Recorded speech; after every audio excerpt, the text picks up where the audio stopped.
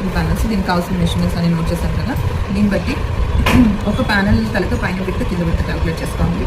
So ఇది calculate చేసే ముందు మన చెస్ట్ రౌండ్కి ఏదైతే ఎక్స్ట్రాస్ ఉంటాయో యాడ్ అవుతాయో అవన్నీ కూడా కలపాలి. చెస్ట్ రౌండ్ 40 వచ్చింది. లూజ్కి ఏదైతే యాడ్ చేస్తాం ఓవరాల్ లూజ్ ఏదైతే ఉంటుందో అది తీసుకోవాలి.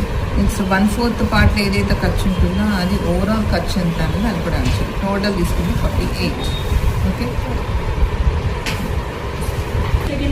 సెకండ్ డ్రెస్సా? ఓకే, బాగుంది. ఇది లైనింగ్ డ్రెస్సా? లైనింగ్ డ్రెస్ కూడా అయిపోయిందా? ఓకే, అర్థమవుతుంది కదా అంతా క్లియర్గా. ఓకే, బాగుందమ్మా, బాగా కుట్టుకున్నా. సో నెక్స్ట్ 48 వచ్చింది. ఫుల్ రౌండ్ అనమాట. ఈజ్కి ఏదైతే లూజ్కి ఏదైతే యాడ్ చేస్తాం అది మార్జిన్